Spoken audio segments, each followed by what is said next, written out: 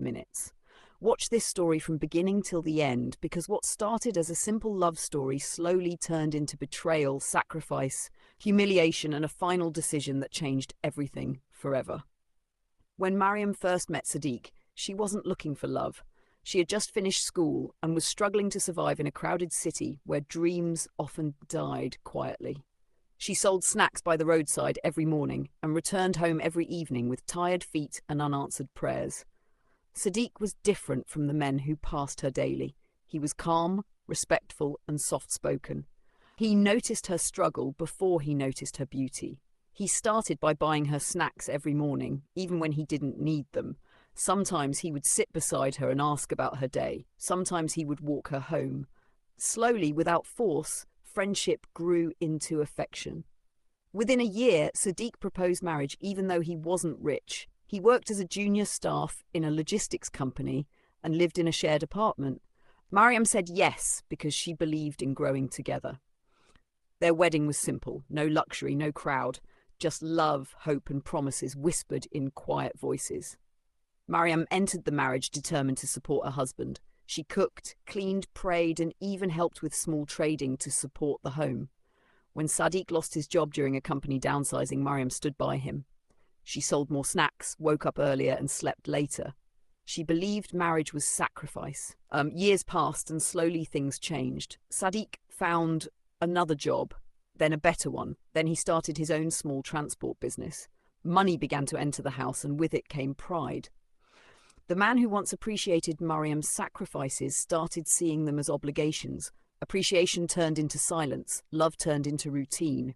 Routine turned into distance. Mariam noticed the changes but stayed quiet. Sadiq stopped coming home early. His phone became private. He started criticizing everything, her food, her dressing, her silence. Yet Mariam stayed. She believed patience would fix everything.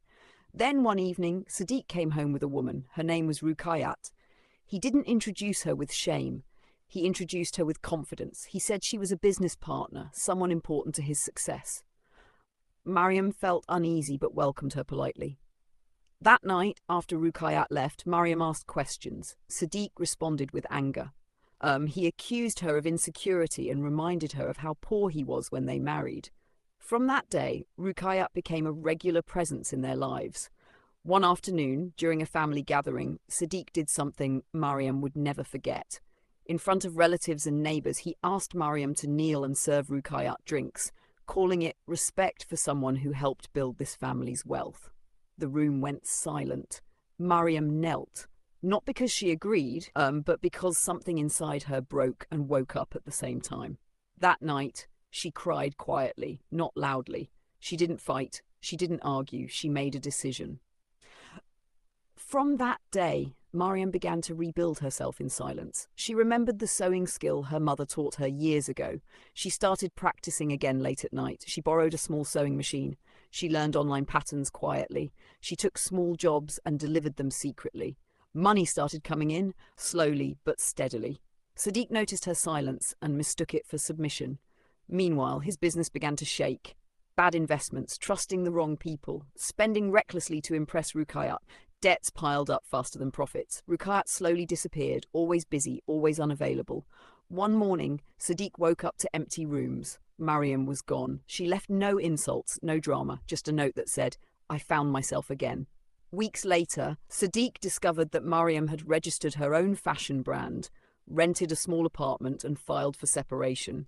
The woman he humiliated had quietly built a life without him. He went looking for her. When he found her, she was calm, confident, and unrecognizable. She listened to his apologies without anger. She forgave him without returning. She told him gently that love without respect is not love. Sadiq lost his marriage. His business collapsed completely months later. The woman he chose over his wife never returned. Mariam moved on, not with revenge, but with growth. And sometimes the most powerful response to betrayal is silence, progress, and peace. If this story touched you, remember this: never kneel where you are meant to stand.